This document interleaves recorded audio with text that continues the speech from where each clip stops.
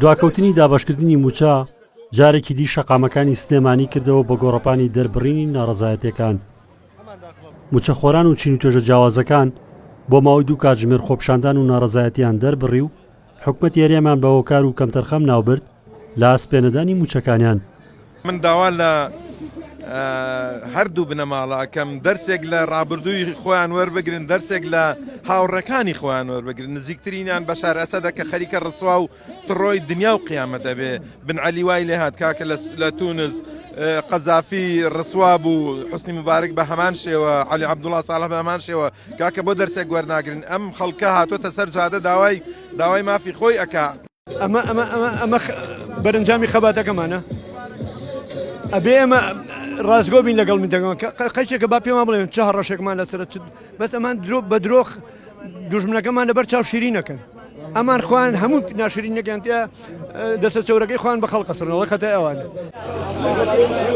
بەشداربوانی خۆپیشاندانەکە جەختیان لەوە کردەوە بەردەوام دەبن لە ناڕەزایەتی دەربڕین تاوەکو وەرسێ موچەکەی کۆتایی ئەمساڵ وەردەگرن و بڕیاریان داوە بۆ جێبەجێکردنی بڕیارەکەی دادگای فیدراڵی جارێکی دیکە بچنەوە بەغداد.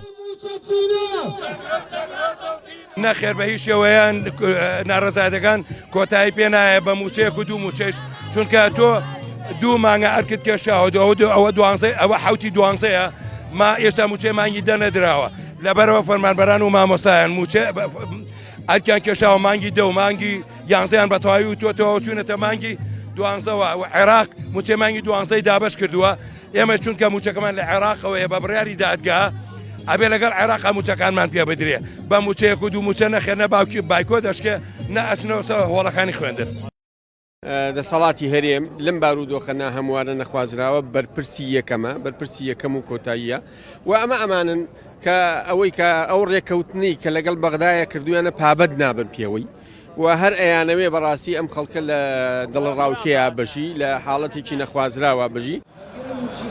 سەرۆکی فراکسیۆنی گۆڕان لە پەرلەمانی کوردستان لە نێو ئاپۆڕەی خۆپیشاندەرانەوە ڕایگەیان ئەوان پاڵپشتی داوەڕەوەکانی خۆپیشاندەران و ناکرێت هەردوو حکومەتی هەرێم و ناوەند موچەی موچەخۆرانی هەرێم بکەنە کارتی فشاری ململانە سیاسەکانی نێوانیان.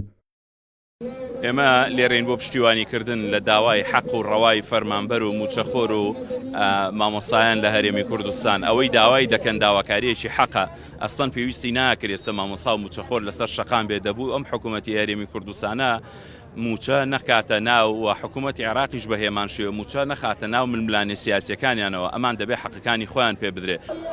زیاتر لە 10 ساڵە ئەم شەقامی شارەکە بووە بە شوێنگەی ناڕەزایەتی دەربڕینی موچەخۆران و چالاکوانان بەهۆی لێبڕین و پاشکەوت و پێنەدانی موچە و شای سەدارایەکانیان و بۆ ئەم ساڵیش سەرباری بڕیاری دادگای فیدراڵی و ڕێکەوتنی هەردوو حکومەتی هەرێم و ناوەند بۆ چارەسەرکردنی موچەی موچەخۆرانی هەرێم کەچی لە ناوڕاستی مانگی 12 نزیکە بینەوە و تا ئێستا موچەی مانگی 10 دابەش نەکراوە. ڕزگار جەبار کێنێن سلێمانی.